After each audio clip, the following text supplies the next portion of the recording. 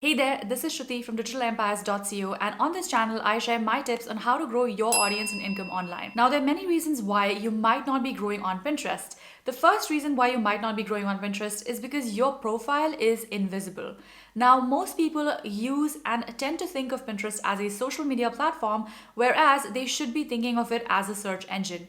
Your Pinterest profile is to Pinterest what your website is to Google. This means that if your profile is not sending the right signals or the right ranking factors for the search engine that Pinterest is, then you're not going to be discovered on Pinterest, which means you're not really going to grow either in followers or even in traffic. Here's what you can do about that. First things first, make sure that your profile has a business name or a brand name that is associated with the business or the website that you have. If you don't have a website, you can just stick to your own name as a personal brand. The second thing you need to ensure is that your profile actually showcases the most important keywords that will help your ideal audience find you on Pinterest. This means identifying exactly what your niche is and how you can reach your target audience by focusing on 3 to 5 specific keywords. So for example, if you are a business which is all about photography and you focus on couples photography, then these are keywords that must be featured in your profile. Not only should your business name as well as your bio on your profile should be keyword optimized, you also want to make sure that you're actually a high quality account which is only pinning content which links to solid high quality websites. If you're adding a lot of spammy links to your website or you're saving content from creators that are not exactly high quality, then that will also influence the growth of your account. In order to make Pinterest think that your profile is legitimate, you also want to make sure that you have verified your website, which means you have claimed your website or your domain on Pinterest, as well as connected any social media channels that you might have on Pinterest as well. This allows Pinterest to understand exactly who you are as a content creator or a website owner and what you bring to the table. The more legitimate and high quality your profile is, the faster your account is going to grow. The next reason why you're not growing on Pinterest is actually one of the most important reasons that I'm going to share with you today, and that is your content is average. Now, there are billions of pins that are uploaded every single month on Pinterest, so why should people be clicking on your pins over anyone else's? When you think of Pinterest as a search engine, you really got to think, what is it that you are offering through your content, which is your pins, to the people on Pinterest for them to actually click through to the pins and also find you and follow your account? Why should people be buying your products and services over someone else's? What is it that is unique about your brand and business that should attract people to your account on Pinterest? Now, when it comes to your content on Pinterest, what I really mean here is the pins that you're creating. Pins act as the major form of currency on Pinterest, which means the better your pins, the higher the chance that you are going to rank on Pinterest as well as grow your account. Now, when it comes to the content that you create or the pins you're creating, there are two different aspects to it. The first aspect is the visual or the design aspect. Now, that is all about creating pins that Pinterest loves, which means creating vertical pins with high quality images, with call to actions, as well as making sure that you're giving people a reason to click. The second aspect of creating stellar content is all about the subject matter. So what is the topic that your pin relates to? Are you creating a product pin? Are you creating a blog post? What is that blog post going to help your reader achieve? So when you're creating content on Pinterest, you always have to think about the person who is going to be clicking through to that pin, because when people don't click through to your pin, you do not get traffic, you do not get followers, which means your account doesn't grow. When it comes to creating stellar content that actually helps your account grow, you gotta have both of these two aspects in place, which means that you need to be creating pins that are, one, visually appealing, which means that your target audience actually wants to stop the scroll and click through to your pin. And second, your subject matter or what your pin is all about needs to also be interesting enough for that person to click through. A couple of ways that you can do this is to make sure that you are creating content which is very actionable, very specific, and really beneficial for your ideal audience. Some of the things people love on Pinterest include list-based posts such as 21 ways to eat healthy, 30 recipes that you can cook for your children, and so on. Another thing that people love on Pinterest is figuring out how-tos or hacks or tutorials. This means that if your content falls into one of the categories where you can offer these types of content formats, make sure to test and try them out and see if your audience resonates with them. The key here is to make sure that not only are you creating pins that are actually appealing to your reader, but you're also creating content that is appealing to your reader as well. The only way to win on Pinterest in the long run is by creating awesome content that your audience actually cares about and wants to read about. The third reason why you might not be growing is because you're only using image pins.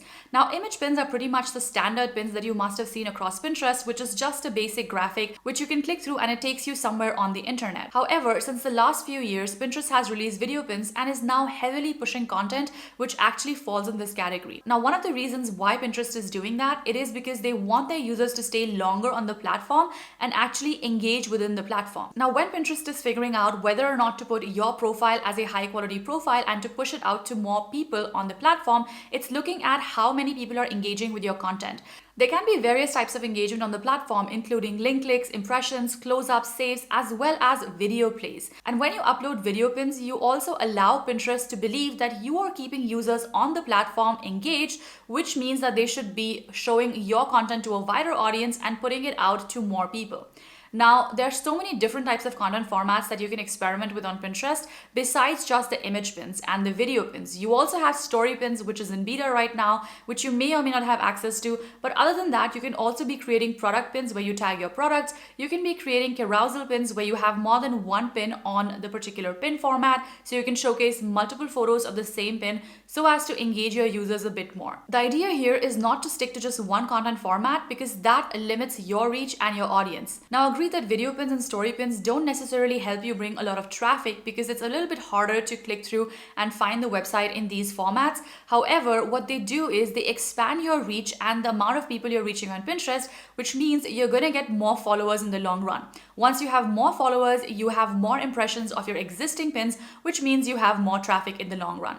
So don't just think about what are the pins that are going to drive traffic to your account. Also think about what are the types of content formats that you can experiment with that are going to increase the number of followers and the reach that you have on Pinterest, so that in future when you're posting content, it reaches a wider audience organically. Now, the next reason is one of the most common reasons why people do not do well on Pinterest, and that could be because you're not playing the long game. Now, even though Pinterest is faster than Google or maybe even YouTube as a search engine, it does not mean that it is magic. It does not mean that if you start posting pins today, you're going to start getting traffic and traction tomorrow. Now, much as we would all love to believe that that is the case, and much as we would all love for that to happen, it rarely ever happens that way. Sure, you might hit it off with one or two viral pins here and there, and you might use one of these hacks to get a little bit of traffic here and there. But in order to build a consistent platform following as well as traffic from Pinterest, you do need to give yourself a little bit of time. Now, I often get comments here on YouTube from people who have started their account last week. They've posted 3 or 5 times and they're wondering why they're not growing their audience. Well, here's the thing. You're not going to grow on Pinterest by posting just for 1 week, 3 to 5 times. You're going to have to do this for the next 3 to 6 months. Do it consistently, patiently, and with an actual strategy in order to see growth on Pinterest. Now, I break down the exact strategy that you need to triple your traffic and sales in my free Pinterest masterclass, which is linked in the description box below. So if you're new to Pinterest, make sure to head there and check that out to see exactly what the step-by-step method of growing your traffic from Pinterest is. This year, more than ever, consistency is the queen on Pinterest. And the reason is pretty simple. Pinterest wants its users to stay for as long as possible and engage with high quality content on their platform, which is not just content that was created years ago, but is actually fresh content that is valid right now. So if you want to be a long-term content creator who actually benefits from the organic reach on Pinterest, you want to make sure that you have a consistent strategy of showing up on Pinterest every single week and every single month for the next 3 to 6 months in order to actually see the traction that you're looking for. Have a little bit of patience when it comes to growing your Pinterest audience, because even though it is faster than other platforms, it is not magic and it's not going to happen overnight. If you're looking for step-by-step guidance and my support in growing your Pinterest account, you can also check out my PINFLUENCER Academy program, which is a step-by-step roadmap to scale your audience and income on Pinterest. You can check out the details also in the description box below. So that brings us to the end of this video. Make sure to give this video a like and subscribe to the channel if you're new here. I post weekly videos on how to grow your audience and income online. As always, thank you for watching and I'll see you in the next one.